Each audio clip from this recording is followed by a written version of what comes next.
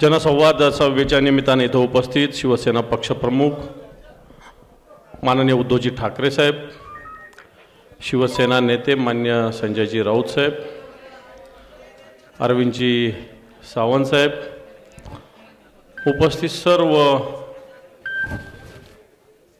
या ऐतिहासिक अशा राजा टावरवर उपस्थित सर्व शेतकरी माता भगिनी आणि बांधवांनो,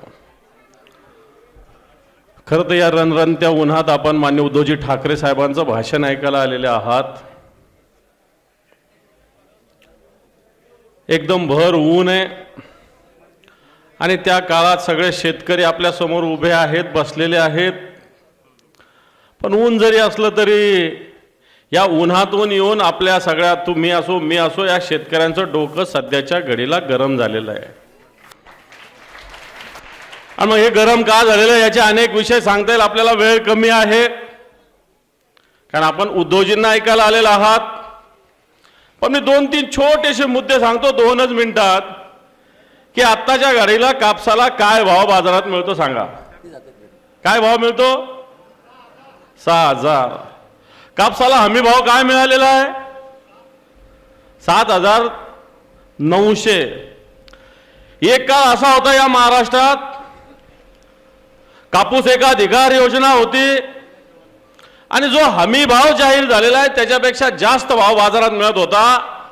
आताचं हे उलट सरकार आहे, मग देशातला असेल नाही तर राज्यातला असेल, हमी भाव जास्त आहे परंतु बाजारात या कापसाला भाव फक्त 6000, 5500, 6200 पर्यंत। चूक आहे का बरोबर आहे? याला कारण आहे की सीसीआयची खरेदी केंद्र नाही, राज्य सरकारची खरेदी केंद्र नाही, तसंच सोयाबीनचं सुद्धा झालेलं आहे। आणि ज्यावेळेस उद्धवजी ठाकरे साहेब या राज्याचे मुख्यमंत्री त्यावेळेस कापसाला भाव काय होता? 9000 रुपये भाव होता। 9000, 10000 रुपयापर्यंत भाव गेला होता।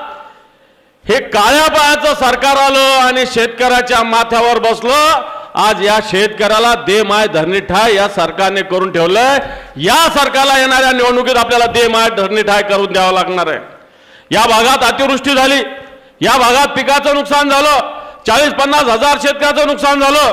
अजून सुद्धा या भागातील शेतकऱ्याला ही नुकसान भरपाई मिळालेली नाही। खरं आहे का खोटं आहे?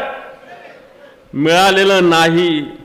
या भागातील शेतकऱ्याला कोणती नुकसान भरपाई अजून मिळाली नाही। नोव्हेंबरमध्ये मोठी गारपीट झाली, मोठं नुकसान या भागातील जवळपास 43,000 शेतकऱ्यांचं या चिखली तालुक्यात नुकसान झालं, पण तो अजूनही सरकार ठिकाणावर येत नाही।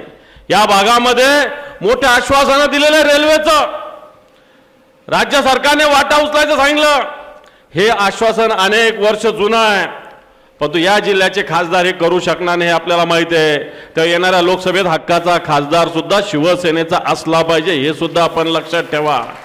आपण हे बेभान या जिल्ह्यामध्ये या तालुक्यामध्ये मोठे भूमाफिया निर्माण झालेले, दुसरे तिसरे कोणी जे गद्दार लोक आहेत ज्यांनी मोठ्या प्रमाणात भूमाफियागिरी या भागात सुरू केली आहे।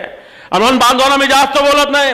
या शेतकऱ्याला न्याय मिळवून देण्यासाठी, या सगळ्या गद्दारांना धडा शिकवण्यासाठी येणाऱ्या काळात एकच नेतृत्व आजही या देशात काम करतं, ते उद्धवजी ठाकरे साहेबांच्या रूपानं करतं।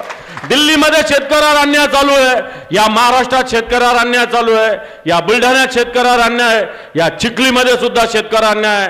आणि या अन्यायाला वाचा फोडायची तर आपल्याला उद्धवजी ठाकरे साहेबांच्या नेतृत्वाखाली आगामी काळात आपली ही मूठ बुलंद करावी लागेल आणि या लोकांना घरी पोहोचावं लागेल। मात्र त्याचा संकल्प आपण करावा अशी विनंती करतो आणि थांबतो। जय हिंद, जय महाराष्ट्र।